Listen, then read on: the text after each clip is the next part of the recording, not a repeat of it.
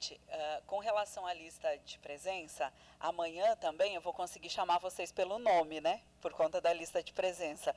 Eu acho muito importante, quando a gente pauta a identidade, a gente chamar pelo nome. Porque é isso, cada um de nós é um sujeito.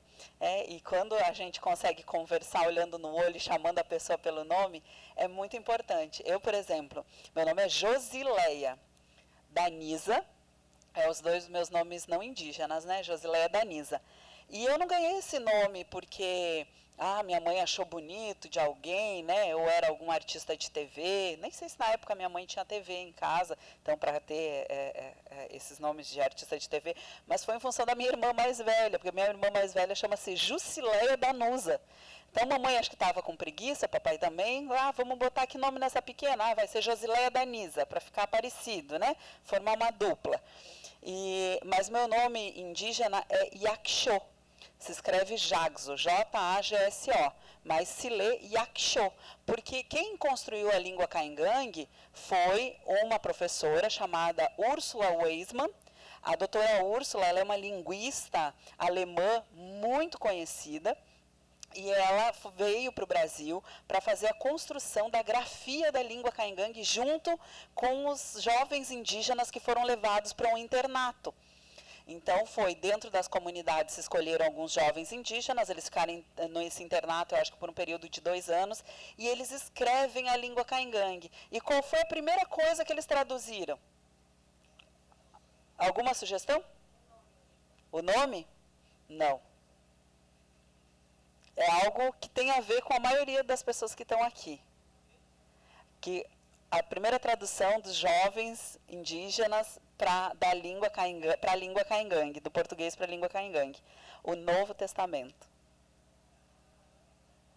Quem fez essa escola foi uma igreja, né, uma igreja evangélica, e aí que trabalhou com povos indígenas em várias regiões do país, que é a Igreja Luterana.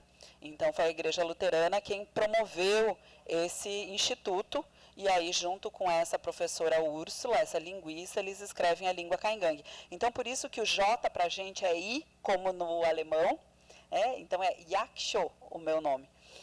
E nós recebemos o nome indígena, e eu, felizmente, nasci na década de 80 e pude ser registrada com o meu nome, está lá no meu registro civil.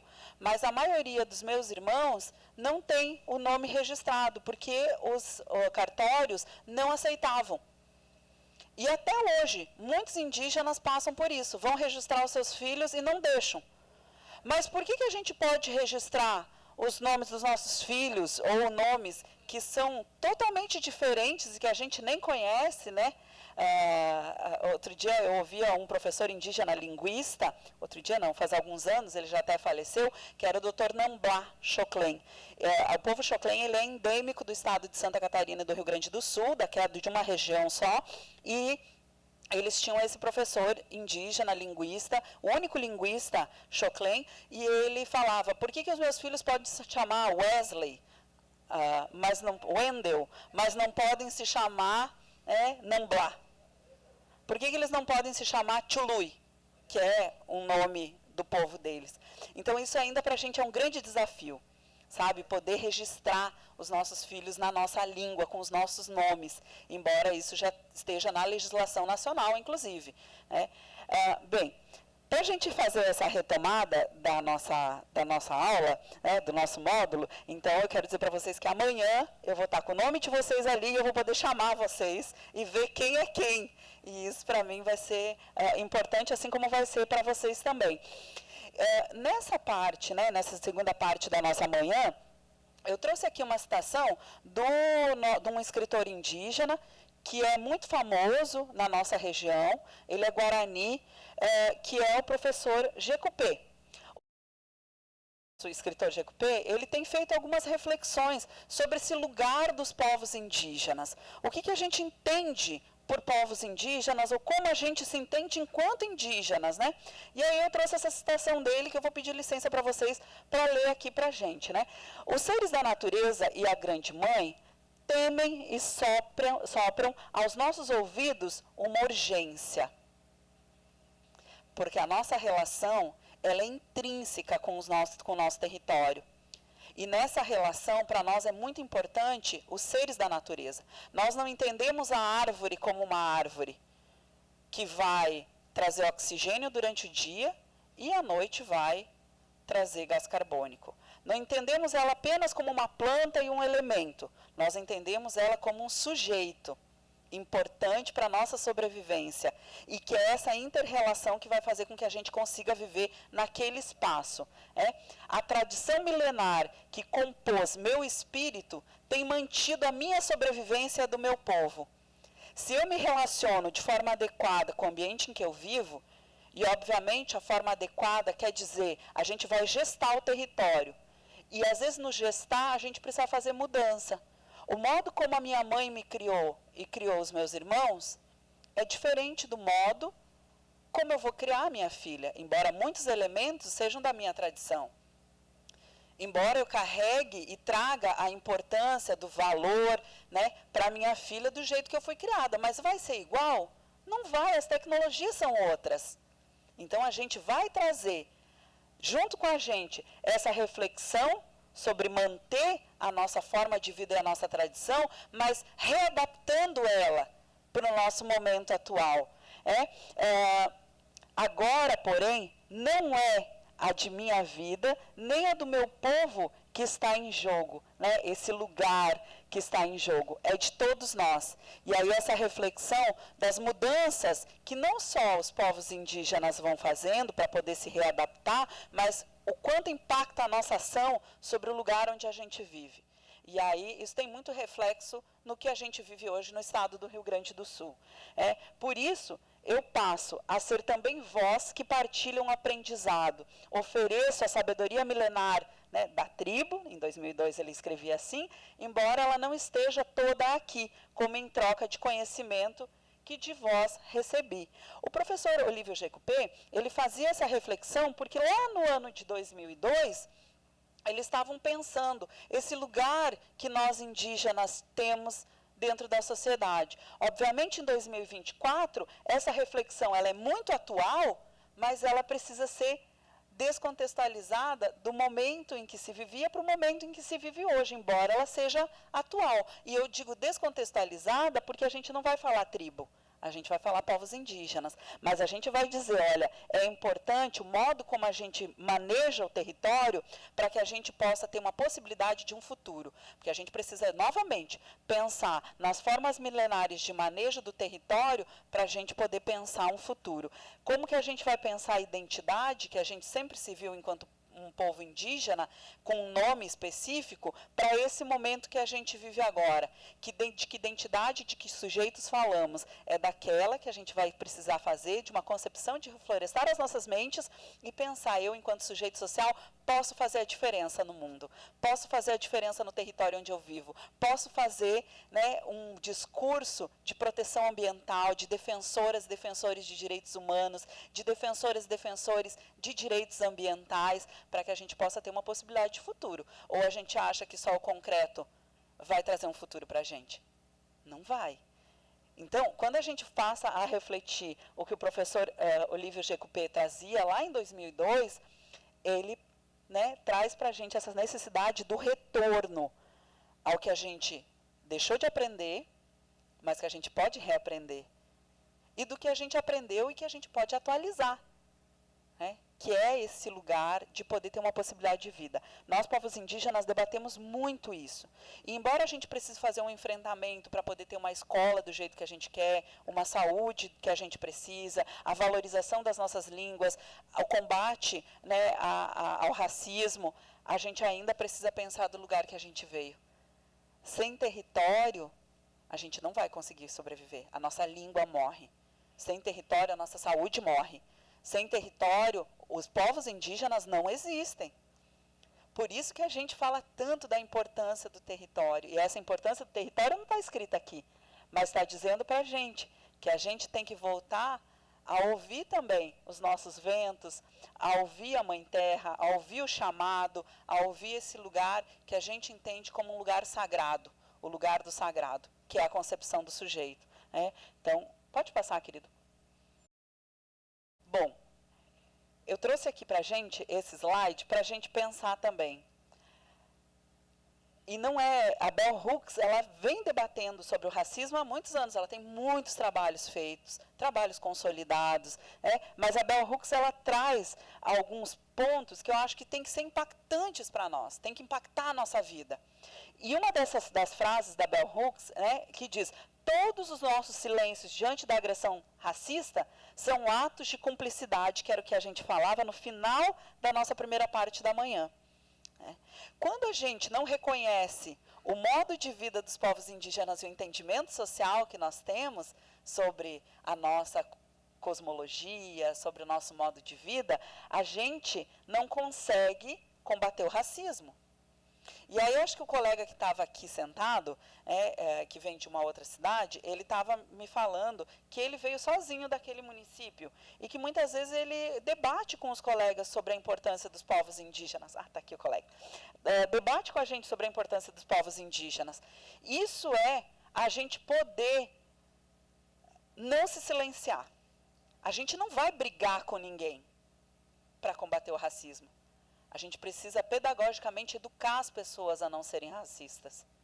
Existe um movimento dentro da ONU que fala que ao invés da gente falar das agressões, a gente precisa falar da política de paz. Como que a gente gostaria de viver? Que pontos são importantes que os povos indígenas trazem na sua herança ancestral que são importantes para nós? Vamos começar a ver o lado positivo do que se oferece e não só o lado negativo. É óbvio que na minha formação, tanto na minha formação teórica, quanto na minha formação do movimento, porque o movimento é uma escola, o movimento indígena é uma universidade, a gente aprende a enfrentar. Então, se alguém for racista comigo, eu vou dizer para a pessoa, escuta aqui, camarada, qual é o teu problema? O que você não entende? Que nós temos diferenças, que nós somos sujeitos diversos, e eu sou um sujeito coletivo, que me entendo Josileia, uma mulher indígena, mas que vem de um pensamento coletivo de outras mulheres indígenas. Por que você não consegue compreender isso? Que nós respeitamos a natureza e queremos que os nossos territórios mantenham a floresta em pé, não minere dentro dos nossos territórios, protejam as caças que tem lá. Os povos indígenas caçam para viver, pescam para viver, mas não é uma caça, uma pesca predatória. Quando a gente tira mais do que a natureza está nos dando, a gente está prejudicando a natureza. Por que eu preciso plantar tanta soja no meu estado? Por que eu preciso plantar tanta soja? Será que o Rio Grande do Sul, o Brasil, precisa de tanta soja? Não, porque nós temos que vender para a China. Porque nós temos que vender para a Europa. E aí a gente vai devastar um território, e no meu estado nós temos uma área que já é a região de Santa Maria, que está em processo de desertificação, porque nós queremos plantar soja. Por que nós não podemos fazer uma cultura cíclica? Dá certo. E aí a gente olha para os países de primeiro mundo, a Holanda, país de primeiro mundo, não vou citar outros, mas a Holanda é um país de primeiro mundo, é ou não é? A gente olha para eles e diz assim, nossa, eles conseguem ter um leite de alta qualidade, que é um grupo que eu nem lembro o nome, eu sei que tem uma diferença de grupos, Nós temos um leite tipo C, um leite tipo A, um leite tipo B. Então, eles conseguem ter esse leite de alta qualidade, mas eles têm um território deste tamanho. Porque eles criam de uma outra forma. Já a gente quer um grande pasto. E aí a gente não cria um boi de qualidade, uma carne de qualidade, não sei o quê. Então, se eles conseguem ter essa tecnologia, por que no nosso país, que é tido como um dos países que pode ser uma esperança para o futuro, a gente não quer proteger? Será que é a gente mesmo? Será que é o meu companheiro que é dono de um pedaço de terra e que tem lá, sei lá, 100, 200, 300 mil boi? Será que é a concepção dele? Ou será que é uma concepção que vem aí com um mercado, com um capital, que diz que nós temos um grande território, então a gente pode usar ele? Isso é uma construção. É uma construção de concepção de uso do solo, mas é uma concepção social, que é a mesma coisa que aconteceu com os povos indígenas.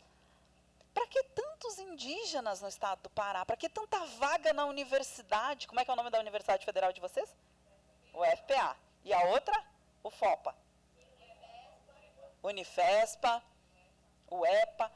Para que tanta vaga para os indígenas na universidade? A gente tem que linkar. Então, nós estamos falando agora aqui de boi, de comércio, mas a gente pode linkar com essa outra, com essas vagas, né, das ações afirmativas e tudo. A gente precisa fazer esses links, porque é isso. A gente pode explorar o território brasileiro, e aí a gente pode explorar não só o território que é do meu colega aqui, desculpa, esqueci, do Roberval. Não precisa explorar só a terra do Roberval, a terra dos indígenas. Está ali, não, ninguém está usando, gente. Está virando mato, criando capoeira, vamos explorar. Entendem? Então, a gente acaba aprendendo de forma a concepção que eles têm sobre o nosso território. O mesmo raciocínio para as hidrelétricas. Tantas hidrelétricas. Meu estado, gente, o Rio Grande do Sul, é cheio de PCH. Cheio de PCH. Teve um município, inclusive, que deixou de existir um município, eles construíram um outro município para poder alagar aquela área. A gente precisa mesmo de tanto? Ou a gente está consumindo além do que a gente deve, ou a gente não está avaliando que é importante os indígenas entrar na universidade, já que aquela universidade foi construída num território indígena. Essa era uma grande discussão quando eu estava na faculdade, né? Eu fui uma das primeiras a entrar na universidade, e aí, mas isso não era nem quando eu estava na graduação. Quando eu fui fazer pós-graduação, que me falava assim, mas para que vocês querem fazer pós-graduação? Para quê? Aí a gente tinha que dizer, olha, eu quero fazer pós-graduação porque eu quero debater de igual para igual, porque é preciso, é necessário, eu preciso conhecer para poder ajudar meu povo.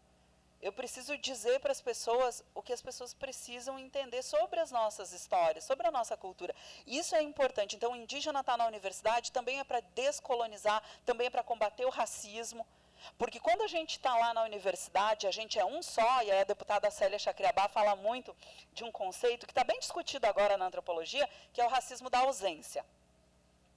O racismo da ausência. Nós, mulheres, estamos vencendo a nossa ausência nos espaços. Ainda a gente não está nos espaços de poder. Então, nós, mulheres, precisamos sempre pensar isso. As pessoas pobres não estão nos espaços de poder. Então, mas o que acontece? O que acontece com a gente para a gente poder vencer o racismo? É a gente poder estar nos espaços acadêmicos. É a gente estar no espaço da Secretaria dos Povos Indígenas. Talvez se não existisse a Secretaria dos Povos Indígenas, e tem colegas aqui que são da Secretaria, talvez a gente não estivesse tendo essa formação hoje. Mas quando a gente começa a entrar nesses espaços, a gente começa a abrir portas para a gente falar do combate ao racismo. E eu aqui, obviamente, tenho um recorte, que é povos indígenas. Mas o racismo, ele precisa ser combatido em todas as suas formas. Seja por conta da minha religião, e aí os Guarani Kaiowá sofrem muito com isso. Vocês conhecem os Guarani Kaiowá? Já ouviram falar? Os Guarani Kaiowá são uma população indígena muito grande que vive no estado do Mato Grosso do Sul, no Cone Sul, que chamam. Lá tem grandes empreendimentos, né, de plantações de cana-de-açúcar, então tem grandes usinas de cana-de-açúcar que estão naquele local e tem plantações também de soja. O Mato Grosso do Sul e o Mato Grosso não deviam mais ter esses nomes, devia-se abrir um plebiscito para mudar o nome desses estados, porque eles não têm mais o Mato Grosso, como a gente imagina, né? Eles são grandes plantações. E aí o Mato Grosso do Sul, com a população Guarani Kaiowá, tem um enfrentamento muito grande, uma violência muito grande, um racismo muito grande, religioso. Porque os Guarani Kaiowá têm uma religiosidade muito presente, latente. Eles têm a casa de reza, que são as Opã, e nas Opã eles fazem a limpeza dos corpos das pessoas, né, dos Guarani Kaiowá, eles fazem os rezos, eles fazem os pedidos para os seres que acompanham eles, né, para a religiosidade, a misticidade que eles têm. E as casas de reza das Guarani Kaiowá começaram a ser queimadas. Várias. Inclusive, as rezadeiras e os rezadores foram vários queimados junto com as casas de reza, gente. Então, isso é um crime de alta ordem. Se a gente acha que é admissível queimar uma igreja e queimar o padre ou o pastor, a pastora que está lá dentro, a gente está perdendo a nossa humanidade. Assim também é com os Guarani Kaiowá. Se você acha que tudo bem queimar o PAN, queimar o rezador e a rezadora dentro, você está perdendo a tua humanidade. E eles passam por isso. Então, enfrentar o racismo é enfrentar o racismo religioso com relação aos povos indígenas, mas é enfrentar o racismo religioso também que as outras igrejas, que as outras denominações religiosas passam. Porque existe intolerância ao candomblé, existe intolerância à umbanda, ao evangélico, ao cristão, ao católico. Existem intolerâncias. Talvez não sejam tão latentes quanto para algumas comunidades, mas para os povos indígenas chega a ser esse absurdo. Porque o que se faz na casa de reza? Se não fazer coisa boa. Se não rezar. E se entende a palavra rezar como uma coisa boa. É ou não é? Cultivar a espiritualidade. É se conectar com o que a gente não enxerga. É a gente buscar a cura. Quantas e quantas brasileiros buscam a cura na religiosidade? Seja para a depressão, seja para o câncer. Vai curar? Talvez para pessoas que são céticas, elas digam, não, isso não vai curar. Mas para a pessoa que está precisando, que acredita, que tem fé, muitas vezes o corpo dela reage à fé dela e ela é curada. Então, gente, quando se admite que se queime uma casa de reza, que se cometa um racismo tão extremo e não se fale disso, isso é a gente se omitir, é a gente perder uma parte da humanidade da gente. Já. É um símbolo do estado do Pará. É um símbolo do estado do Pará, o ver-o-peso. A comida, o chá, a erva, até aquela poção do amor rosinha, né? É um símbolo do estado. Exatamente. Todo mundo vai lá. E está tudo bem. Agora, você já imaginou se jogam lá e queimam aquela parte? O absurdo que seria isso? Não só para quem acredita, mas para quem não acredita também. Sabe? Então a gente não pode perder esse lugar dessa diversidade. O nosso país ele é importante para o mundo inteiro pela diversidade. Combater o racismo é dar voz à diversidade, é você poder fomentar esse lugar do sujeito diverso que nós temos. Então, quando a gente pensa, né, que a gente se silencia muitas vezes nas agressões racistas, a gente pode falar que a gente está perdendo o conceito e a concepção de sociedade. E a concepção de sociedade diz para a gente, eu preciso ser bom com o outro, eu preciso respeitar as leis, eu preciso fomentar a educação, eu preciso ter uma saúde de qualidade, isso é viver em sociedade, é querer o bem comum. Mas, infelizmente, cada vez mais nós estamos sendo sujeitos individuais e não coletivos. O que importa no meu território é eu poder produzir o meu boi lá. Não importa se eu estou impactando a natureza. O que importa é que passe a estrada do asfalto na minha cidade. Não importa o quanto de impacto isso está dando e que alagou metade do município de Canoas, que está embaixo d'água e várias pessoas morreram. E não importa que eu não ouvi, não dei ouvidos, o colega falava comigo lá da CEPI, agora no nosso intervalo, não importa que eu não tenha ouvido o que os especialistas estavam dizendo, vai acontecer, eu não me importei. E aí isso impactou.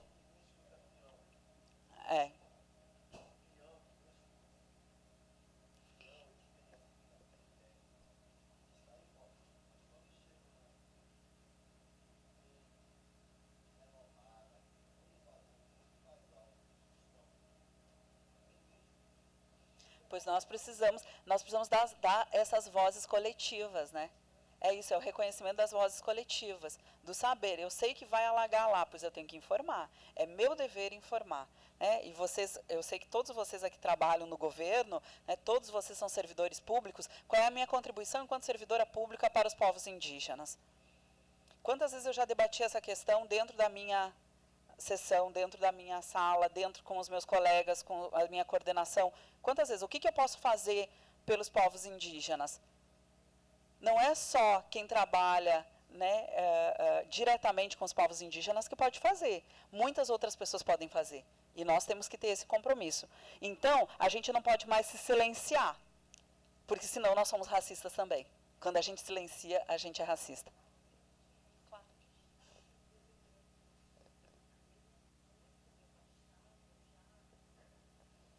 O estado do Rio Grande do Sul, gente, sofreu várias vezes colonizações, né? Não foi uma colonização só que houve. Eu contava no início da aula que primeiro as capitanias hereditárias dividiram lá e se formou grandes campos de pastagem, né? Depois chegou a primeira leva dos imigrantes que ocuparam a região de Porto Alegre, da Grande Porto Alegre, o Alto Vale o Vale... Ai, agora não vou lembrar. Novo Hamburgo, Sapiranga, são cidades mais próximas da capital. Depois, a gente teve um ingresso dos filhos desses colonizadores que foram para o interior do estado do Rio Grande do Sul. E quando eles vão para o interior, noroeste, norte do estado, eles já vão para Santa Catarina. Oeste de Santa Catarina, não o litoral, né? A parte bonita todo mundo conhece, mas o oeste de Santa Catarina é ocupado também por esses colonizadores e sudoeste do Paraná. E eles vão subindo. E aí essa galera teve até incentivo para colonizar o estado do Mato Grosso do Sul, Tocantins, Gente, gaúcho, eu sou gaúcha, né? Então posso falar, gaúcho é uma praga, ele vai para tudo quanto é lugar, gente. É que nem gafanhoto. Falo para vocês, vai indo e vai desmatando, E era essa a concepção, não está errado, era essa a concepção, era colonizar, era poder abrir espaço, era poder abrir cidade, era essa a concepção. Só que hoje nós precisamos frear isso. Esse é o momento de frear, de parar. A ministra Sônia tem falado muito do ponto de não retorno. A gente não pode deixar chegar no ponto de não retorno. Esse é um compromisso social, porque se eu quero que a minha filha não tenha a casa inundada, não tenha a casa levada pelo vento, ou não sofra pelas mudanças climáticas amanhã, eu preciso tentar parar agora, eu preciso fazer o meu papel agora, e é valorizando os povos indígenas também. Essa também tem que ser uma prática para quem quer ter uma possibilidade, né, de futuro. Então, gente, eu acho que essa aula tinha exatamente esse propósito nosso, da gente pensar a nossa identidade e pensar o combate ao racismo. E aí pode passar. Bom, bem, porque a gente vai falar um pouco de memória na aula que vem, né? Vamos focar aqui no racismo. A gente teve meu primeiro doutorado foi lá na UFPEL, na Universidade Federal de Pelotas. Eu entrei lá para fazer memória social e patrimônio cultural. Por que eu tinha escolhido isso? Porque os povos indígenas não têm uma memória social que é reconhecida no Estado brasileiro. Vocês vejam que a gente se impacta quando a gente vê os filmes do que aconteceu na Segunda Guerra Mundial com a Alemanha. Se impacta, não impacta? Pensar do genocídio dos alemães, dos judeus, pensar o genocídio que aconteceu com o povo judeu, justamente porque eles estavam, né, na Alemanha, e se teve um pensamento social, porque Hitler não fez sozinho, né, foi um pensamento social de toda uma sociedade, né, coletivo, de eliminar os judeus. Eles aceitaram. Então, quando eu pensei em fazer o doutorado em Memória Social e Patrimônio, eu pensava muito nisso, o quanto que a gente não debate isso. A gente não debate, gente, nem o que aconteceu com a sociedade não indígena na ditadura militar. O quanto que a gente reflete sobre isso? Para a gente não voltar para essa situação, de ter um pai chegando em casa e daqui a pouco ele não entrar dentro de casa e sumir. Ou a chacina que aconteceu no Araguaia. A gente não debate isso. E povos indígenas ainda muito menos, como eu falei para vocês. A gente tinha de 5 a 10 milhões de população indígena, daqui a pouco a gente é 1.600.000. Cadê o resto? As populações, elas crescem. Vejam a Índia, vejam a China, né, que são 2 países que a gente pode colocar. Inclusive, falava com um diplomata chinês, e ele falava, eu perguntei a ele, quantos indígenas tem no seu país? Aí ele falou para mim, 2 milhões. Porque todo mundo é descendente de um grupo tradicional. Então, eles entendem que um grupo tradicional pode ser traduzido para indígenas. Gente, eu achei aquilo fantástico. Eu nunca tinha parado para pensar nisso. Mas quando a gente pensa que a gente não reflete sobre isso, né, eu me coloquei nesse lugar. Mas, bem, enfim, aí eu passei também para antropologia e decidi fazer o doutorado na antropologia. Mas aí amanhã a gente vai falar de memória social, de memória coletiva, para a gente refletir um pouco sobre isso também, né, o quanto a gente tem construído. E aí, quando a gente está falando de racismo, né, a gente teve uma construção lá na era getulista, né, lá com Getúlio Vargas, em que ele, né, promulgou a primeira norma brasileira de combate ao racismo. Não é recente, então, o debate sobre o combate ao racismo não é recente. Ele já tem muitos anos aí de debate. Aí nós vamos ter um novo instrumento jurídico que vem em 1989, né, logo após a Constituição Federal, que vai aí, né, trazer para a gente uma lei, que é a Lei 7.716, que define os crimes resultantes de preconceito que podem ser cometidos por intolerância racial, étnica, religiosa ou de nacionalidade, que é crime. Né? Então, está aí, na nossa legislação, desde 89, é um crime ser racista. Mas aí, quando a gente está, como lá em Santa Catarina aconteceu, uma mãe indígena, caingangue, os caingangue eles têm um processo de mobilidade, né? A gente produz a nossa cestaria na aldeia e vai vender na cidade. Como muitos indígenas aqui no Pará devem fazer também. Produz o seu artesanato na aldeia e vai vender na cidade. A mãe estava com a sua criança de 2 anos e a criança foi degolada por um jovem branco e morador do litoral lá de Santa Catarina, e que foi um impacto, porque foi bem na época de Natal, e isso foi muito violento, assim. Isso para a gente, para o nosso povo, foi muito violento. Mas ninguém falava de racismo. Mesmo nas mídias, nos jornais, falavam de um crime que aconteceu contra uma criança indígena, mas ninguém pautava e falava esse termo, racismo. A gente fala, tem gente que tem preconceito contra os povos indígenas. Eu entendo preconceito como algo que a gente não conhece, desconhece, e aí a gente cria, né, um conceito sobre aquilo. Outra coisa é você não tolerar aquelas pessoas pela sua língua, pelo tom da sua pele, pelo modo como elas vivem. Isso é racismo. E a gente precisa falar disso. Então, quando aconteceu aquele crime, foi um racismo. A gente não conseguiu incutir na sociedade que aquilo tinha sido um racismo. Então, acho que a gente precisa trabalhar isso dentro da gente. Pode passar.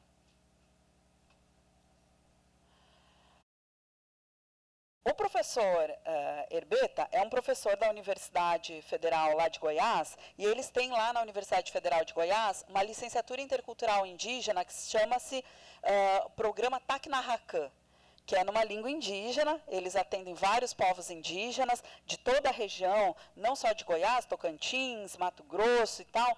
E aí a gente teve uma discussão, e ele até escreveu isso, e que eu trago aqui para vocês, que foi um pouco do que aconteceu na confraternização dos 500 anos do Brasil. A gente teve aquele grande movimento dos 500 anos, quem lembra? Passou na TV, os portugueses vieram para o Brasil, o Fernando Henrique recebeu eles, lá na Bahia, chamou alguns gato pingado, né, indígenas e negros, levou lá para fazer aquela performance, porque foi uma performance, né? Uma confraternização com a Europa. Sem dúvida, as experiências distintas indicam transformações importantes em processos educativos e pedagógicos no interior dos povos originários, muitas vezes na contramão da política oficial dos estados, que se utilizam dos conceitos do multiculturalismo e interculturalidade para afirmar um novo discurso integracionista típico da época neoliberal, que é essa época que a gente vive agora. Então, de alguma forma, aquela história contada de que os portugueses chegaram no Brasil e teve, né, toda essa alegria dos portugueses indígenas, né, que se juntaram lá nas praias, a festa, eles reforçam com os 500 anos do Brasil. Fazendo uma festa, trazendo alguns indígenas para ser representativos, mas o grande movimento dos povos indígenas foi rechaçado pela polícia no mesmo espaço lá em Porto Seguro, no mesmo momento em que acontecia a festa. Isso, mais uma vez, mostra que tudo é uma construção social. E aí a gente constrói aquele ideário do indígena guarani, que foi descrito por José de Alencar muitas vezes em alguns livros, e que a gente retém aquele ideário do bom selvagem. Quando se pensa a construção da concepção dos povos que vivem no Brasil e da sociedade brasileira, se pensou no bom selvagem como um símbolo nacional. Ele está lá descrito.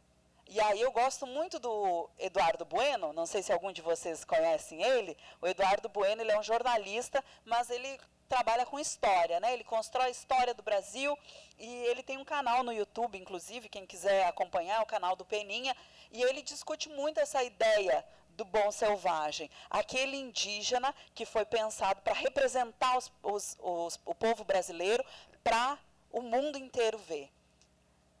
Uma figura forte, uma figura que vinha da raiz daquele estado, daquele território, uma figura bonita, como era o imaginário. Agora, as mulheres sendo violentadas, as mulheres indígenas, as crianças nascidas, né, então miscigenadas, ou as mulheres e os homens indígenas e crianças sendo mortos, como houve, né, na década final de 1890, que foi declarada a guerra, né, contra os povos indígenas, ninguém conta. Então, essa ideia do bom selvagem foi plantada, e a gente assumiu ela como um reconhecimento aos povos indígenas do Brasil. Assim como a gente assume que os povos indígenas ficaram lá no passado, que os povos indígenas fazem parte de um passado do nosso país, e a gente não assume realmente os povos indígenas presentes. Que somos eu, que sou eu, que é Puir, que é Sônia, que é Célia, que são tantas mulheres, e que eu estou citando elas porque são figuras conhecidas, assim como é o Raoni. Lula sobe com Raoni a rampa do Palácio do Planalto. Foi simbólico, foi importante, foi bonito. Precisamos que demarque a terra do Raoni, que a terra do Raoni não é demarcada. Então, Raoni é um símbolo mundial dos povos indígenas de resistência, com 90 e tantos anos, que está ali lutando pela preservação ambiental. Já conversou com diversos líderes mundiais, já foi aclamado, já foi até colocado como uma possibilidade de ganhar o Prêmio Nobel da Paz. Exatamente, subiu a rampa do Planalto. Mas Raoni não tem a sua terra demarcada. Então a gente precisa fazer uma grande mobilização para que demarquem a terra do Raoni, gente. Sabe? E aí reconhecer só o Raoni como essa figura do protetor ambiental, do defensor ambiental, não faz da gente, né, defensores da causa. A gente precisa lutar pela causa, combater o racismo, combater esse tipo de evento, falar desse tipo de evento. Não me basta fazer uma comemoração dos 500 anos do Brasil e ter lá as figuras indígenas representadas. Assim como para o governo do Pará, para o estado do Pará, não basta a Joelma cantar, né, que vamos comer um tacacá, né, qual é o resto da música, eu não sei. Não basta cantar, dançar, não basta isso. O que precisa para o reconhecimento do povo do Pará, e eu acho que já existe muito isso, é o reconhecimento da identidade do povo do Pará, que é um povo multidiverso, que tem aí uma diversidade né, múltipla de línguas, que tem muito a mostrar para o nosso país, que vai receber a COP do clima. Gente, o maior evento das Nações Unidas pelo clima vai acontecer em Belém do Pará. Os maiores estados do mundo, os governos do mundo estarão aqui, olhando para o Pará como um exemplo de combate, né, a desmatamento, de combate às formas desenfreadas, né, que a gente tem de uso do território, de reforço que a gente precisa pensar como vamos ajudar nas mudanças climáticas, a combater as mudanças climáticas. Entende? Então, a gente pensar que a gente vai ter um evento dessa magnitude aqui no Pará é realmente a gente pensar, bom, o que nós paraenses faremos para reconhecer as tecnologias e a ciência indígena no combate às mudanças climáticas, como que a gente vai conseguir conceber um pensamento sobre proteger a natureza, proteger o ambiente. Eu não gosto de falar de meio ambiente. Sempre parece para mim que o ambiente está meio cortado ao meio, ainda bem que tem outras pessoas que compactuam comigo dessa ideia. Eu gosto de falar do ambiente, parece que é maior. É que nem desenvolvimento. Me parece que a pessoa vai só desenvolver algo. Eu prefiro falar de envolvimento. Vamos envolver mais as pessoas, né, do que rachar. Então, como é que a gente vai pensar esse momento que a gente vai viver no Pará, que vai ser um momento que a gente vai viver no Pará, que seja inclusivo, que traga a ciência indígena, a diversidade indígena, as pessoas indígenas, que nós, enquanto servidores do Estado, vamos poder pensar esse momento que a gente vai viver no Pará em 2025 como um momento de reflexão, mas de ruptura, de combater o racismo, de promover as culturas indígenas, sabe? Para que ele não seja mais um momento que daqui 24 anos venha uma dona Josileia aqui falar que Fernando Henrique fez algo que não devia ter feito. Fernando Henrique foi um gestor que fez muitas coisas importantes, a gente precisa sempre lembrar disso. Dos nossos gestores, assim, do passado, a gente sempre precisa lembrar, né? Alguns fizeram coisas bem importantes, o debate sobre o ingresso a universidades públicas de populações periféricas, negras, indígenas, começou lá com a Ruth Cardoso, uma grande antropóloga, que era esposa do Fernando Henrique. Não sei se ela foi influência dela ou foi Fernando mesmo que teve isso, mas ele fez muitas coisas que foram super erradas. Abriu o capital, o neoliberalismo chegou no país com muita força, foi também nessa época, sabe? E construir cenários, foi um cenário que foi construído. Não foi uma realidade. Os 500 anos do Brasil, a comemoração, foi um cenário construído, não foi uma realidade de inclusão dos povos indígenas. Então, para a gente precisa refletir desse lugar. Pode passar. Como eu trouxe o meu colega, né, o Herbeta, agora, e que é um professor que tem dedicado, né, o seu trabalho dentro da universidade, mas também as suas pesquisas para pensar esses lugares dos povos indígenas, nós temos debatido dentro das universidades esse marco na Lei de Diretrizes e Bases, que vai impactar não só as escolas indígenas, mas vai impactar também as escolas não indígenas e a formação do pensamento social brasileiro sobre os povos indígenas, que vai construir uma outra identidade dentro da concepção de cada um, da cabeça de cada um dos filhos, netos de vocês, para pensar os povos indígenas. Que é isso, é a gente pensar que nós temos hoje uma lei que nos obriga a ensinar a história e a cultura afro-brasileira e indígena, né, dentro dos estabelecimentos de ensino públicos e privados. Não é só a escola do governo do estado, a escola municipal, que tem que ensinar a história indígena. E não é no abril, na semana do 19 de abril, pintar um cocar com as crianças. Não é isso. E quando os nossos filhos, os nossos sobrinhos, os nossos netos chegam em casa com uma folha de ofício com cocar para pintar, a gente tem que questionar a escola, gente. Exatamente. O índio não é nem o brasileiro, é o americano.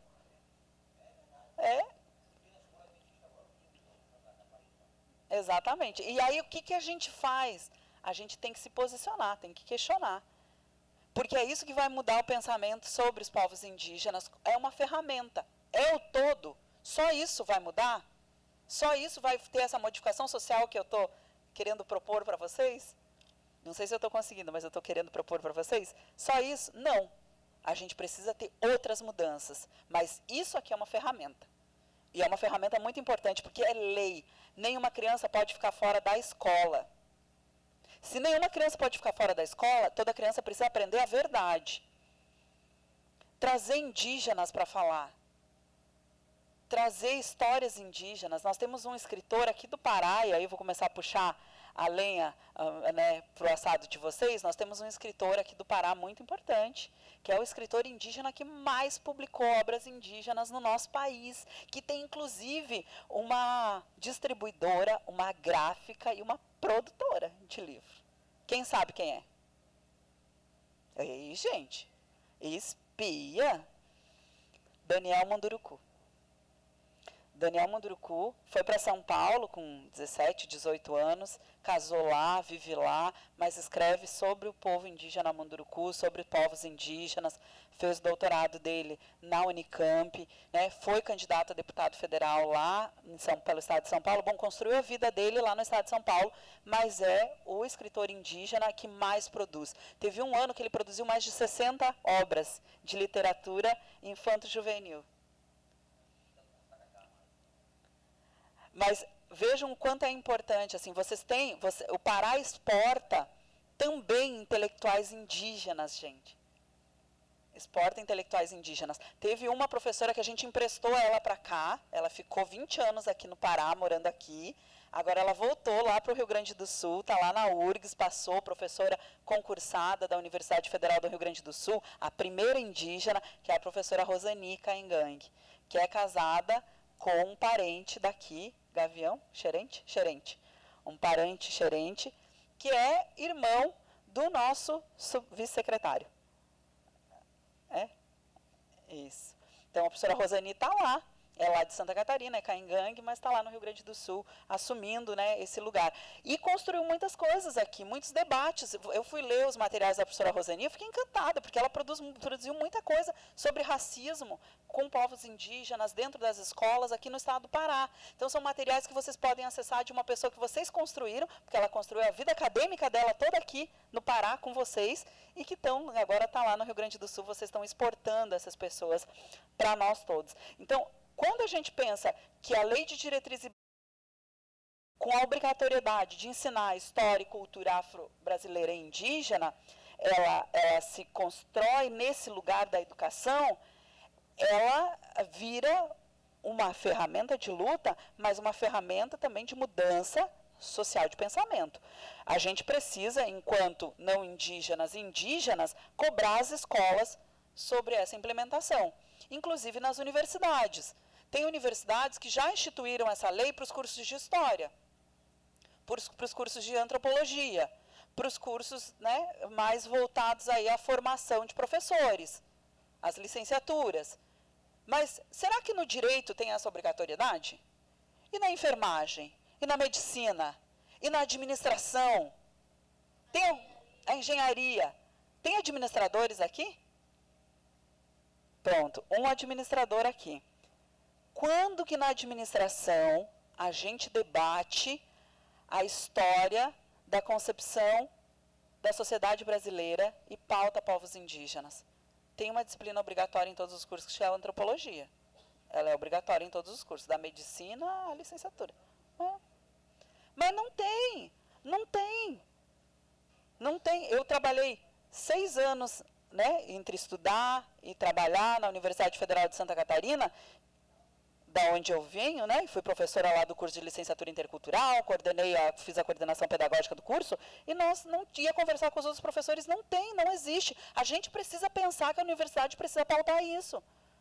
O estado do Pará precisa pautar para a Universidade Estadual do Pará. Como é que está sendo a implementação da lei? É lei. Então, pode passar.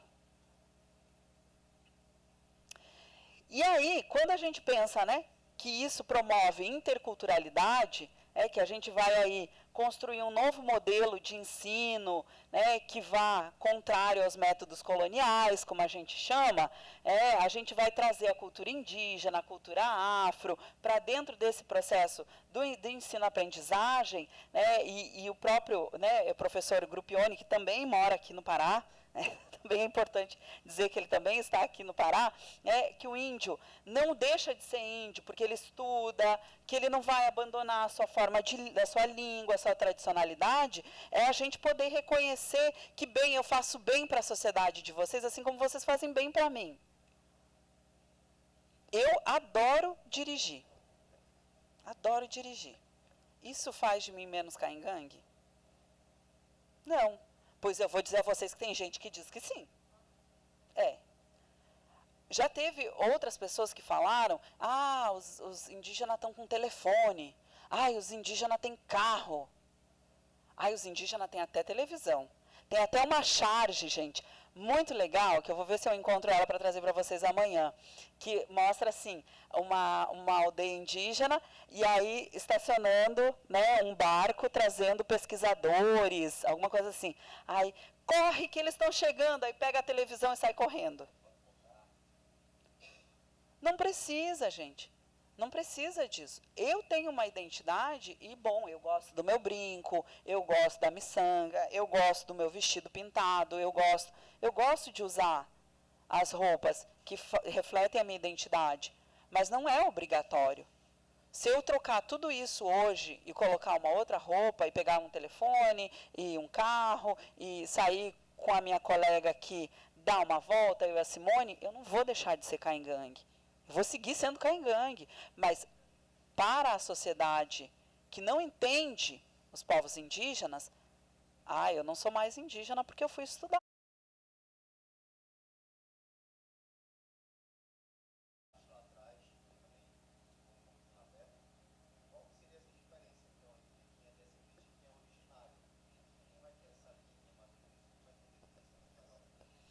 Então, para nós povos indígenas, vou te falar a partir do movimento como que a gente tem tentado entender também como que a gente vai tratar isso. Quem é originário tem um povo, tem uma língua, tem uma tradição e você cresce nela. Eu vou te complementar, eu vou te dizer, Ayadmahakar, eu falo a minha língua, eu tenho uma língua, eu tenho um reconhecimento dentro do meu povo que eu sou caingangue. Agora, eu encontrei uma moça lá no estado do Tocantins, na caravana das originárias. E ela sentou do meu lado e disse, muito prazer, Josileia, que bom te conhecer, eu sou caingangue do estado do Paraná. Aí eu falei para ela, nossa, que bom te conhecer também, você vem de onde? Aí ela falou, eu sou do meio do estado do Paraná, ali perto de Umuarama e tal, foi do Maringá, ali é território caingangue mesmo. Aí eu falei, mas de que aldeia você vem? Tua família está em qual lugar? Aí ela falou para mim assim, não, minha família não mora em aldeia, nunca morou em aldeia. Aí eu falei, então vocês mudaram para a cidade muito cedo, né? Teus pais, enfim, foram morar na cidade. Mas quem que é a tua família que mora lá? Porque nós somos famílias extensas, lembra que eu contei para vocês no início? Então eu vou ter um primo, um irmão, uma irmã que está na aldeia.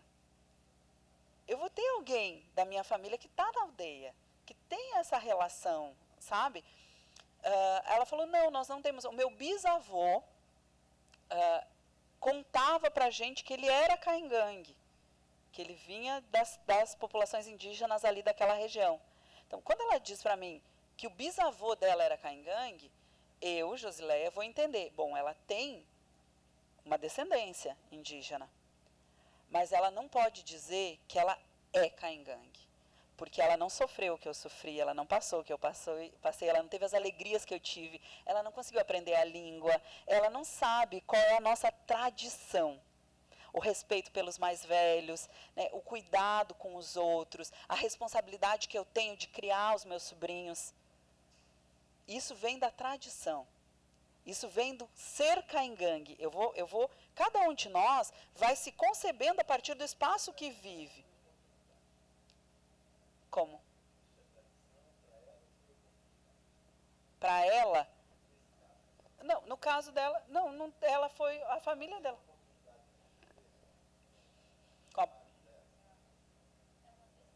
É. Isso. Então, eu acho que isso é um grande debate que a gente tem e que a gente não tem uma resposta, sabe? A gente não tem uma resposta. Agora, não dá para mim dizer para ela, não, você é caingangue, sendo que ela não vai ter o reconhecimento daquele coletivo. A primeira parte de onde a gente parte, e aí tem o auto-reconhecimento, tá? Que eu falava lá no início, Convenção 69 da OIT. Nós temos o direito de nos autodeclarar indígena. Mas o que vai nos reconhecer como indígena é o coletivo. É o coletivo. O teu coletivo é que te respalda dizendo que você é indígena.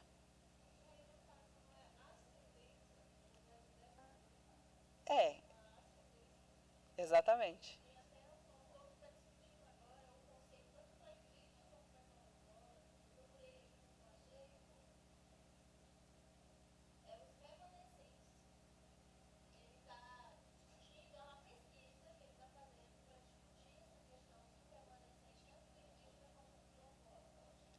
E é uma discussão, gente, muito profunda e que a gente tem que ter muito cuidado quando a gente vai fazer. Muita responsabilidade quando a gente vai fazer. Porque o que acontece? Muitas vezes uma pessoa, eu já vi acontecer, gente, não é uma brincadeira, é uma coisa muito séria, da pessoa ir fazer uma vivência na comunidade. A pessoa faz a vivência, a pessoa fica com a gente durante um tempo, e daqui a pouco eu encontro a pessoa novamente num espaço, e a pessoa está toda caracterizada, pintada, com adorno, com, né, indígena, e já está se autodeclarando indígena. Isso é um problema muito sério. Acontece com a população negra também, acontece com a população quilombola. Isso é muito sério. Por quê? Porque nós, povos indígenas, temos uma história, né, que é uma história muito bonita de concepção do lugar, do território, do ser indígena, mas que também tem uma parte que foi muito violenta, que é muito triste, que a gente realmente teve resistência. E aí aquela pessoa não viveu isso com a comunidade, não veio daquele lugar de filho da comunidade. Pertencimento.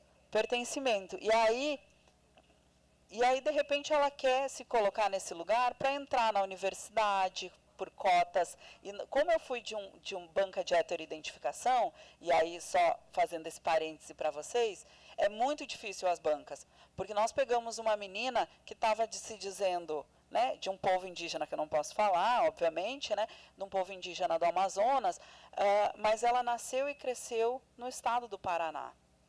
E ela viu uma oportunidade em fazer o processo seletivo e se autodeclarar assim. Só que a gente tem uma rede, né? Não é simples, não é porque eu sou caingangue que eu convivo só com as pessoas do Rio Grande do Sul, Santa Catarina e Paraná. Não, eu tenho uma rede aqui no Pará, eu tenho uma rede de mulheres, tem 3 mulheres terra da amiga que estão aqui, a Puir Tembé, a Ué Caiapó, a Concita Xerente. Então, só aí eu tenho 3 mulheres que têm uma rede imensa, que se eu pegar um indígena, né, que vai me dizer, olha, eu sou indígena do estado do Pará, eu vou ir atrás para saber se isso realmente, olha, é teu parente, veio de tal lugar, disse que é indígena, a gente está com um pouco de dificuldade de saber se os documentos que ele está apresentando são documentos fidedignos. A gente precisa ir atrás, gente, porque essas vagas, elas são muito importantes para aquelas pessoas que realmente vêm dos territórios, que são das aldeias, que, sabe, que é um papel social que tem as vagas de ações afirmativas. Então, por isso que esse debate ele é tão sério. A gente não pode brincar com isso, sabe? E tem muitas pessoas hoje brincando com isso. E isso, infelizmente, nos atrapalha. E tem muita gente que nem é para entrar, mas é porque gostou, se identificou com a luta e daqui a pouco acha que pode dizer que é indígena. Não, gente. Muitas pessoas podem ser afetas à nossa luta. Eu quero que vocês, quando sair daqui na quinta-feira, tenham uma bandeira de luta também junto com a gente, com os povos indígenas. É isso que eu desejo. Mas eu não posso dizer para vocês que eu vou me sentir confortável se um de vocês disser assim, não, agora eu quero ser indígena e lutar como indígena, porque isso não é assim. Não é bem assim que acontece, sabe? Tem um outro lugar e que a gente precisa respeitar, né?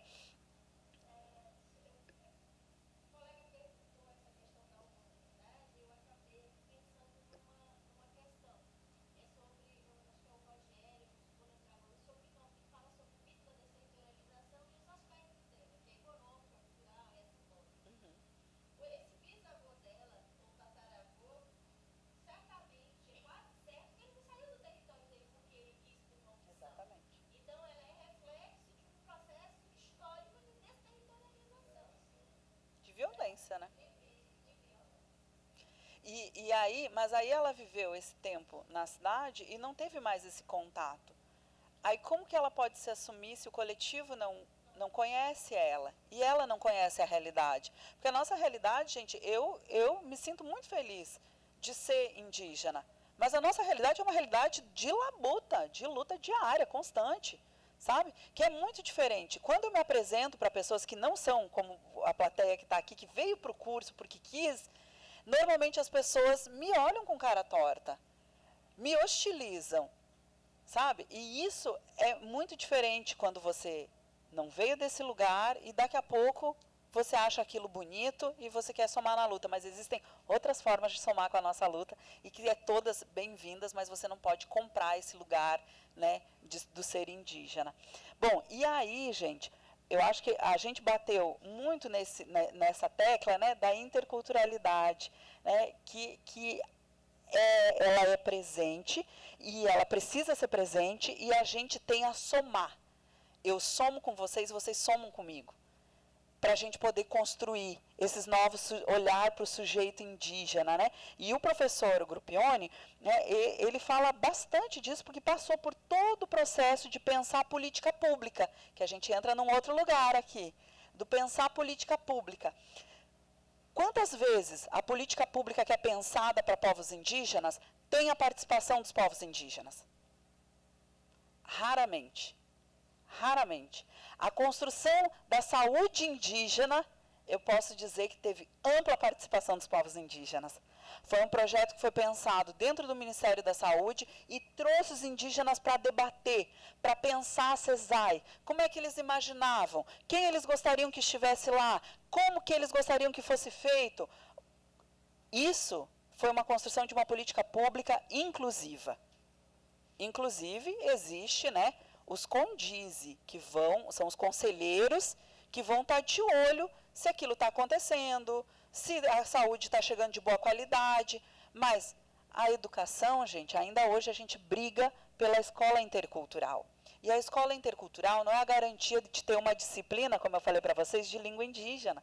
A escola intercultural é realmente valorizar os saberes indígenas, o modo próprio de ensino-aprendizagem, é pensar novas metodologias para ensinar, é valorizar. Como é que você vai dizer que uma criança caingangue, que viaja com os pais para vender o artesanato e que aprende a fazer cálculo muito rápido com os pais, não precisa de um outro modelo de ensino-aprendizagem do que aquele do giz e o quadro negro, de somar 1 mais 1. É uma outra tecnologia. Que tecnologia é essa? Que metodologia é essa? Como pensar que talvez aquela metodologia aplicada para as crianças indígenas possa dar certo para as crianças não indígenas? E o vice-versa. Como também ensinar a língua portuguesa com qualidade, e a Braulina deve ter dito isso para vocês, que a Braulina aprendeu a falar português com 16 anos. Olhem o desafio. É como para a gente aprender a falar uma outra língua.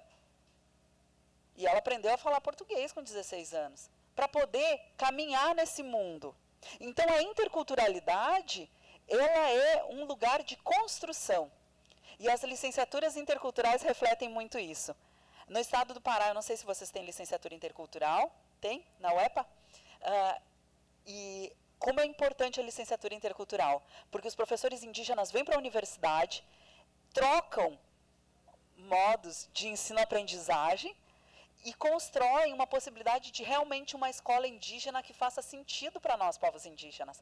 A gente precisa aprender física, química, porque nós queremos ter médico, enfermeira, engenheiro, a gente quer ter indígenas qualificados, graduados nessas áreas, porque nós temos uma necessidade. O déficit para a gente, se para vocês o déficit médico é grande, imagina para a gente. Um médico que possa entender o papel da parteira. Um médico que possa entender que na hora que a mulher está tendo o parto, que ela pode ter o parto de cócoras e talvez vai fazer mais sentido do que ela ter deitada na cama. A gravidade, ela existe, a lei da gravidade é única. Tudo que cai é mais fácil. E por que a gente não consegue implementar esse método de parir para os nossos hospitais, para as nossas medicinas não indígenas? Né? Então, a gente tem muito a contribuir, mas a gente precisa estar nesses lugares de formação também.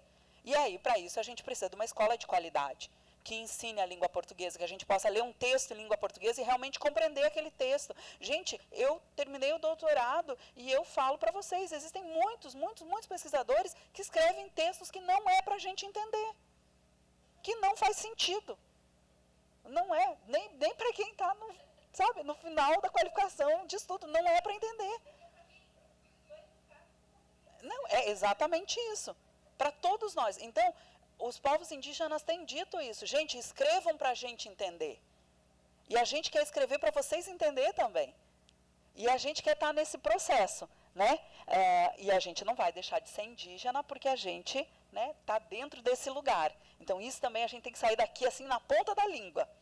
Amanhã, se eu passar no concurso do estado do Pará, eu posso ser colega de vocês. E vai estar tudo bem. Eu não vou ser nem mais nem menos, eu vou ser colega de vocês. E está tudo certo. Sabe? Isso é muito importante. Pode passar. Eu não tinha visto que trocou a colega. Bem-vinda. Então, aqui eu trouxe isso. esse livro, Educação Indígena, sobre o ponto de vista dos seus protagonistas, ele é um livro que foi produzido primeiros advogados, lá na Universidade Federal do Rio Grande do Sul, num curso de pós-graduação. Foi o primeiro curso de pós-graduação que teve ações afirmativas para não indígenas. A gente tinha 25 vagas. 15 eram para indígenas e 10 eram para não indígenas.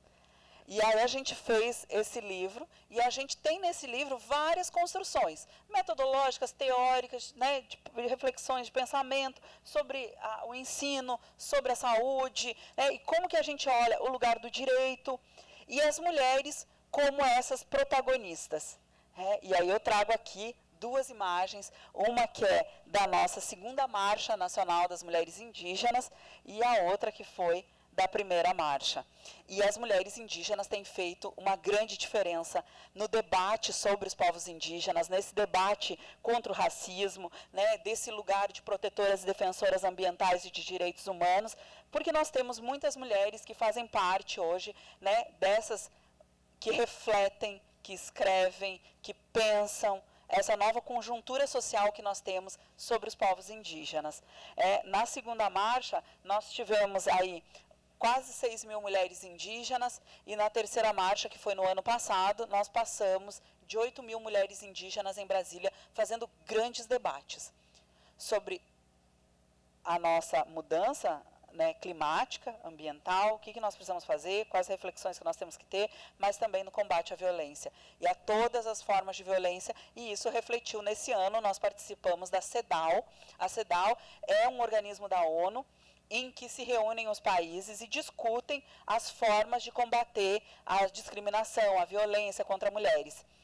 E foi a partir da marcha, né, dessa grande assembleia que as mulheres indígenas fazem, que a gente levou esse debate para a CEDAW, e fomos a Genebra e fizemos a fala, e o Brasil está passando por um processo de avaliação da CEDAW, todos os Estados-membros passam, esse ano é o Brasil, e várias recomendações que foi feita pela CEDAW veio a partir dessas nossas reflexões das mulheres indígenas. Então, o quanto é importante a gente estar nesse lugar da universidade, da academia, dos espaços, e a gente não ter mais o racismo da ausência, para a gente poder também incidir sobre políticas públicas que vão ser pensadas para povos indígenas. A CEPI está aqui, e com certeza a CEPI tem um enorme desafio. Já te passo. A CEPI tem um enorme desafio, que é pensar o quê? Como que a gente vai pensar política pública para povos indígenas no estado do Pará? Consultando o parente, fazendo a consulta prévia, livre, informada, conversando com o parente, construindo com o parente, ouvindo o parente, entendendo os desafios que nós temos hoje. É um enorme desafio para uma secretaria que está sendo construída. Então, todo mundo que está aqui também tem uma responsabilidade de saber como que a gente pode ajudar a CEPI a dar certo. Porque é a primeira vez que o estado do Pará tem uma secretaria de povos indígenas. Tem uma secretária indígena, a Puirtembé. Tem profissionais indígenas lá dentro, mas profissionais não indígenas que somam com a causa. Porque para criticar, minha gente, nossa, nós temos uma fila gigante.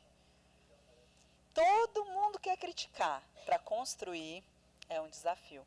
Então, também convido vocês a se desafiar e a construir, a refletir a secretaria. O colega está inscrito, depois você pode falar.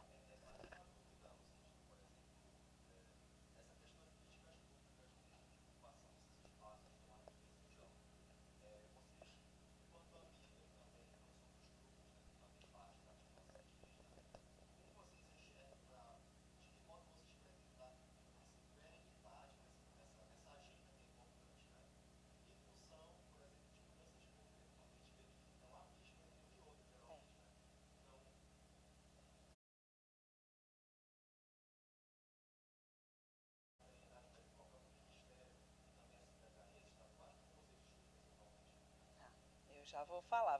Pode ser as duas juntas?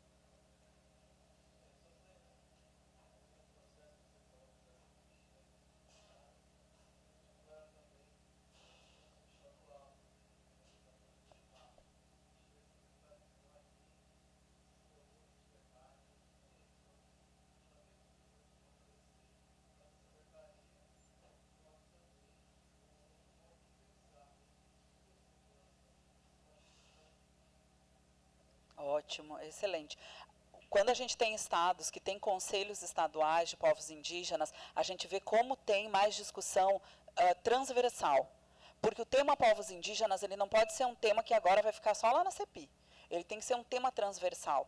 Porque os povos indígenas precisam de educação, precisam de saúde, precisam de transporte, precisam de habitação, precisam de assistência social. Então, o tema povos indígenas, hoje discutido dentro do governo federal, por exemplo, ele é um tema transversal, embora a gente tenha o Ministério dos Povos Indígenas, que tem que fazer o quê? Fomentar o debate nos outros ministérios, né? Como aqui a CEPI também deve fazer, né? Fomentar o debate dentro das outras secretarias. O que a Secretaria de Cultura, a Secretaria de Mulheres, Secretaria de Transporte, Secretaria de Educação pode fazer pelos povos indígenas? O que a Secretaria de Desenvolvimento Social pode fazer pelos povos indígenas? Quais são os debates que a gente tem que trazer para a gente poder implementar, né, políticas públicas que atendam os povos indígenas? Agora, nós, enquanto do outro lado do balcão, né, vim aqui para o outro lado do balcão, estou pensando, nós somos movimentos sociais, e os movimentos sociais, eles têm um papel importantíssimo na construção de qualquer nação. A França não seria a França se o movimento social francês não fosse potente, né? Então, o lugar, o papel da sociedade civil, ela é fundamental no debate e na construção. O nosso maior problema hoje é que a maior parte da nossa sociedade brasileira não quer entrar no debate, quer comprar coisas prontas. A sociedade brasileira hoje, infelizmente, gente, a gente também precisa refletir sobre isso, e eu, como indígena, reflito. Eu espero que vocês também reflitam. A gente não pode só olhar para um ou dois, A ou B. Existe uma construção e um caminho gigantesco entre um e outro. Os extremos, a gente não pode só olhar os extremos. A gente precisa olhar como é que a gente constrói dentro dos espaços sem ficar com extremismos. Isso é um grande desafio para todo mundo hoje. Mas aí nós temos criado, nesse momento, nesse contexto social, as secretarias de povos indígenas aqui no Pará, lá no Ceará, no Tocantins, no Amapá. Nós temos também subsecretarias no Maranhão, no Acre e em São Paulo, no Direitos Humanos. Bem, esse é o que eu vou lembrar agora de momento. E como é que a gente pensa, nós estando do lado de cá, né? Porque eu já fui governo também, então hoje eu sou sociedade civil. A gente precisa pautar muito, tá dentro dos espaços, os conselhos são fundamentais. Não tem mais como a gente pensar povos indígenas sem estar no Conselho de Educação, sem estar no Conselho de Saúde, sem estar no Conselho de Assistência Social. Os conselhos, eles são fundamentais para que a gente possa ter voz. Bom, para além dos conselhos, mobilização social, gente. Os povos indígenas não podem ficar parados hoje. A maior parte dos povos indígenas, a sua grande maioria, né, optou por esses governos que estão aqui, seja no estado do Pará, seja o governo, né, nacional, optaram. Por quê? Porque no antigo governo houve uma retirada de direitos, né? Não houve o avanço que se esperava, os conselhos pararam, enfim. Teve uma série de situações para nós, povos indígenas, eu estou falando. Então, a retomada desses conselhos foi super importante. Hoje nós temos 2 cadeiras dentro do Conselhão, que chama o Conselhão Nacional. Vai estar a indústria lá dentro, comércio, vai estar várias instituições que refletem a sociedade brasileira, estão lá dentro do Conselhão discutindo. E nós, povos indígenas, estamos lá também. A gente briga, a gente discute, a gente faz aliança, a gente está lá. É importante a gente ser ouvido nesse espaço. O CEPI precisa permanecer, gente. Embora o governo que vem, seja ele o governador, eu não sei se ele pode ser reeleito, eu não fui pesquisar isso, gente, desculpem. Então, já foi reeleito, então ele não tem possibilidade de reeleição, mas ele tem possibilidade de apoiar alguém que vai dar continuidade aos projetos de governo dele, né? Se não for ele, o CEPI precisa estar tão fortalecido dentro do Estado que ele precisa ter continuidade, porque a política pública pensada pelo governo do Estado do Pará, nesse momento, talvez vá ser implementada só daqui a 8 anos, gente. As políticas públicas, elas demoram, existe e aí a gente sabe, né, uma morosidade dentro dos espaços de governo. Mas por que existe a morosidade? A morosidade, ela não significa que as pessoas não querem fazer. A morosidade existe para que ela seja bem feita, né? Para que não tenha fraude, para que não tenha furo, existe um amplo debate. Eu entendo assim. Eu entendo que as políticas sociais poderiam ser mais rápidas. Poderiam. Mas talvez se a gente fizesse a toque de caixa, a gente não conseguisse dar atenção e ouvir todos os atores que a gente precisa ouvir. E aí nós, enquanto amiga, nós temos debatido principalmente com o Ministério da Mulher, lá com a ministra Cida e com as secretárias, com a ministra Sônia, né, dos povos indígenas, com as secretarias, né, seja desde a secretária Ceissa Pitaguari, a secretária Juma Chipaia, que é aqui do estado do Pará também. Então, vejam, vocês estão exportando tantas coisas legais que vocês exportaram para dentro do governo brasileiro uma secretária de Estado, uma secretária nacional, né, a Juma Chipaia, o Marcos Caingangue, que é o outro secretário. A gente tem debatido com eles as políticas que eles estão pensando para mulheres indígenas. E nós vamos ter, a partir do mês de agosto, as conferências nos biomas das mulheres indígenas. Essas conferências, elas não são conferências que vai reunir as mulheres só para um debate de um tema.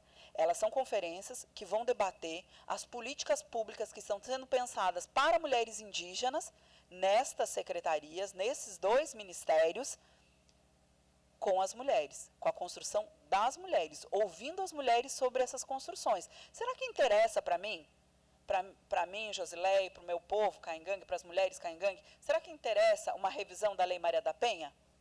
Que possa ser mais inclusiva, que possa pautar mulheres indígenas dentro da Lei Maria da Penha?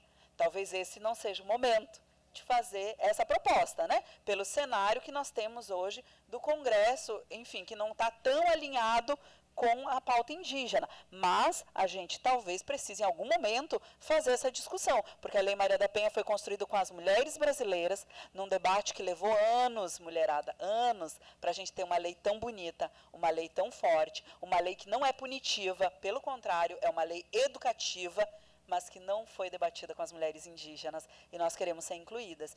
Então, nós temos que participar da construção das políticas públicas, e sabendo, tendo consciência que a política pública não vai se dar toque de caixa. Não é amanhã que a implementação de uma educação escolar indígena vai acontecer de forma concreta, grandiosa, como a gente imagina, mas é construindo a política, reformulando, refazendo, debatendo, construindo, que a gente vai ter a política pública implementada do jeito que a gente quer. E aí é isso, os servidores públicos também fazendo um papel importante de reconhecer a importância da pauta dentro dos seus espaços de trabalho. A pauta indígena, ela é uma pauta da sociedade brasileira. Se é da sociedade brasileira, é do governo. Não importa qual partido, não importa qual pessoa esteja à frente desse governo. É uma pauta de Estado. Eu não sei se eu te respondi, mas a gente tem muito entusiasmo sobre isso, sabe? Esse é um momento que nós temos muito entusiasmo, porque antes as pessoas não conversavam com a gente porque nós não tínhamos graduação, porque a gente não sabia falar português, porque a gente não tinha conhecimento técnico teórico. E hoje a gente está nos espaços de debate de igual para igual. Às vezes as pessoas botam a carta na mesa e falam assim, mas você tem conhecimento sobre essa pauta? E aí a gente reflete, respira, vê se a gente tem conhecimento, né? Que acho que é isso também, a gente poder se autoavaliar e dizer, olha, sobre essa pauta nós temos tal conhecimento, a gente pode construir, a gente pode aprender também. Mas não há mais a desculpa de, vocês não falam português. Português, pelo menos, a gente fala, está na universidade, conhece as leis, né? E isso é muito importante para a gente. Não? Alguém? Foi ela.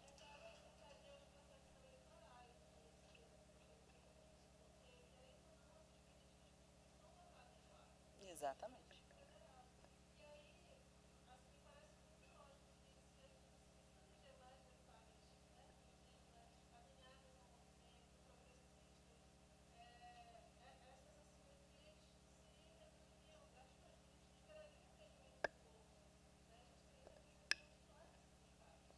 Com certeza.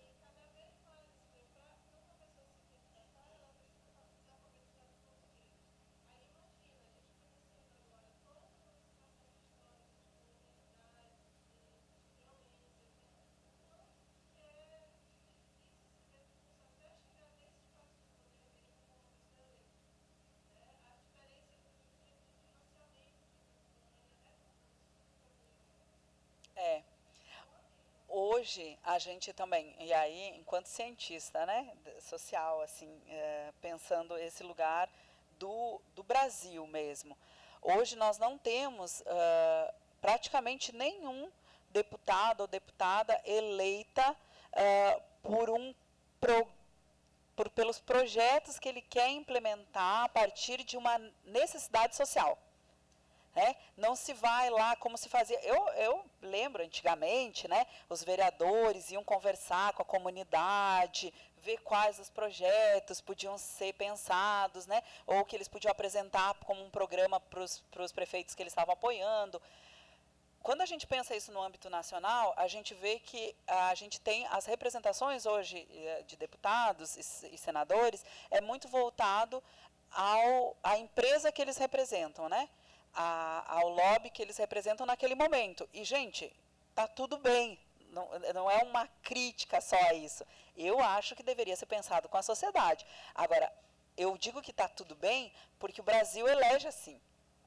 A gente, enquanto eleitor, elege assim. A gente precisa pensar o que a gente deseja, A deputada Célia Chacriabá foi a única deputada dos 513, 538, agora estou... eu também acho que é isso, mas às vezes eu me confundo nos números, porque eu acho que é 500 e tantos deputados, Foi a única deputada que colocou verba da emenda parlamentar para a mudança climática. A única, gente.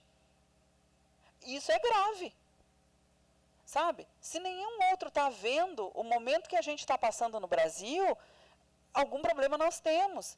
Nós precisamos olhar para isso. E óbvio, gente, quanto mais interculturalidade, quanto mais diversidade nós tiver dentro do Congresso Nacional, mais representante vai ser esse Congresso do nosso povo brasileiro. Por isso que ter indígenas no Congresso é importante, porque vai trazer a pauta indígena. Se eu sou uma deputada não indígena, que tenho uma carreira, enfim, uma carreira política pensada para, deixa eu pensar alguma coisa, para a educação. É difícil que eu vá pautar a pauta ambiental dos povos indígenas. Eu posso talvez pautar a educação, com algum recorte indígena, mas eu não vou pautar os territórios, demarcação de terra, entendem? Então, a gente precisa eleger realmente congressos que sejam múltiplos, diversos, que tenham a cara da sociedade brasileira. Mas vamos pegar o nosso congresso como exercício de casa e dar uma olhada nele, assim, e ver se ele realmente nos representa.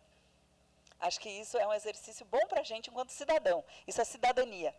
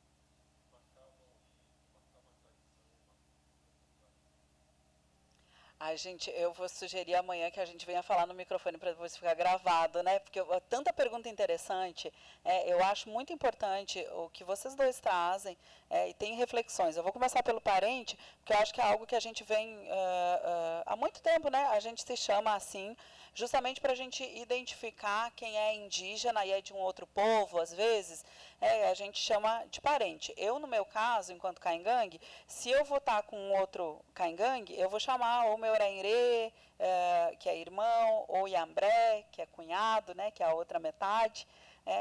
Então, tem uma diferenciação. Mas quando eu estou com outras mulheres e homens, né, indígenas que são de outros povos, eu vou chamar parente.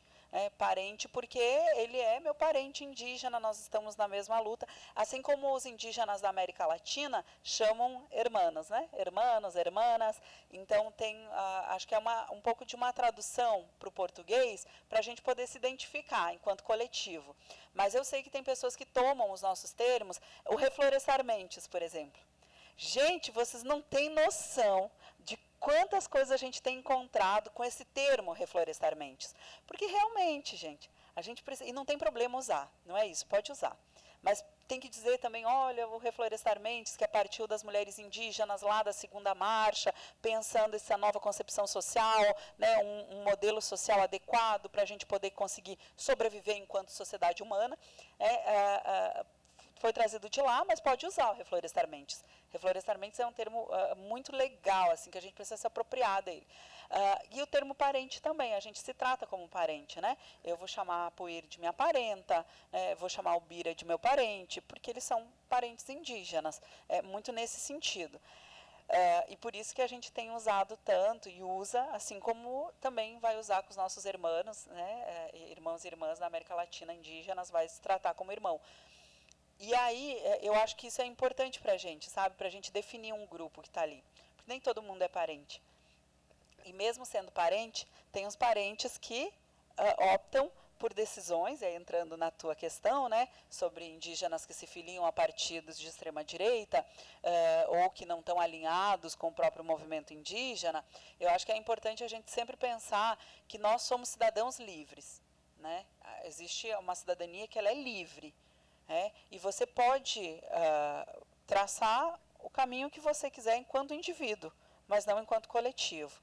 Quando você começa a prejudicar o teu coletivo pelas escolhas que você faz, o coletivo também vai te dar uma resposta. E aconteceu isso já com algumas pessoas. Nós temos pessoas que se dizem representantes dos povos indígenas, que não representam o que nós, enquanto Assembleia, acordamos, que não é fácil você fazer uma Assembleia e acordar com uma coisa, né? Nós sabemos, todo mundo, né, que participa de um coletivo, movimento, sindicato, sabe que é difícil a gente acordar às vezes, mas é acordado em Assembleia. Se for acordado em Assembleia, está tudo bem. E se você não está fazendo o que a gente acordou numa grande Assembleia, que é o ATL, o Acampamento Terra Livre, se você não defende os direitos territoriais, a defesa do meio ambiente, se você não defende que nós, povos indígenas, precisamos viver com territórios seguros, você está desalinhado com o nosso movimento. Então, você não vai deixar de ser parente, obviamente, mas você não vai estar alinhado com o movimento e vai, né, também ter respostas de acordo com o que você demanda. Então, eu acho que esse ano, né, nós temos um grande desafio, sempre nas eleições municipais, para nós, movimento indígena, a gente começa a debater política muito recentemente. Então, também quero colocar isso aqui para vocês. O nosso debate sobre política partidária, de política a gente sempre fez, mas a política partidária, ela é recente, ela não é tão antiga. E muitas vezes nos municípios menores tem partidos que não se consolidam, e tem partidos que se consolidam, que são partidos que estão aí muitas vezes no âmbito nacional em desacordo com as causas indígenas, mas que vai ser a possibilidade da pessoa chegar a ser vereadora. Então, tudo isso, gente, para nós, a gente está em discussão. É importante falar para vocês, assim, os povos indígenas têm se debruçado e têm feito um dever de casa, que é de tentar compreender esses espaços que hoje a gente quer alcançar. Nós temos a deputada Célia Chacriabá, que está fazendo um trabalho incrível, dentro do Congresso. Assim como a deputada Juliana Cardoso, que embora ela tenha se chegado mais ao movimento a partir da eleição dela para deputada, ela é do povo terena, mas foi para São Paulo, morar com os pais na periferia da cidade de São Paulo, né, e que é uma deputada que tem feito um trabalho muito importante para os povos indígenas. Mas ainda assim nós vamos ter outros que se colocaram, né, lá e se indicando e o pertencimento enquanto povos indígenas, que não vão mover nada, nenhuma emenda parlamentar, nenhuma proposta de lei, nenhuma proposta que faça sentido para os povos indígenas.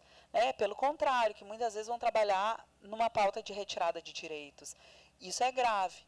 Aí o próprio movimento é quem responde, né? O movimento vai dar uma resposta de não apoio a essas figuras e de como a gente vai poder construir um debate nosso mesmo para entender que aquilo está errado. Então, o que faz sentido para a gente e o que vai estar certo para a gente enquanto coletivo. Que é sempre isso, é esse lugar coletivo. Gente, eu sei que está todo mundo cansado, estou olhando para as carinhas de vocês, vou trocar amanhã para vocês falar também, que hoje eu acho que só algumas pessoas falaram, para a gente também vir aqui na frente, gravar para os colegas que vão assistir depois. Eu quero saber a hora só. Então a gente já está na nossa hora. Eu achei que a gente estava, era 11h30, pensando aqui comigo. Não, agora vai passar. Mas, gente, muito obrigada pela participação hoje de vocês. Eu fico muito feliz de ter vocês aqui comigo, de poder falar com vocês, trazer um pouquinho, né, do que eu conheço, aprendi, enfim, com tantas outras, e quero registrar também para vocês. Assim como o reflorestar mentes é importante, existe um outro termo que eu tenho falado e discuti na minha tese de doutorado, que é vozes coletivas. Eu, Josileia, estou aqui falando, mas eu sou uma representação das vozes coletivas das mulheres indígenas. Quero pedir a vocês que vocês olhem as redes da Amiga, o material que a gente mandou, o site que a gente apresentou aqui. Inclusive, tem uma colega, né, que vai conversar para ver se eu consigo conhecer a professora que projetou aí esse site, pensou esse site, porque ele é maravilhoso, é incrível. É o grupo de pesquisa que desenvolveu. Então, é isso, gente. Muito obrigada por hoje. Amanhã a gente se vê no mesmo horário, às 8h, e eu vou trazer outras propostas para a gente discutir dentro desse nosso objetivo, da nossa ementa do curso, que vai ser até quinta-feira. Então, até amanhã.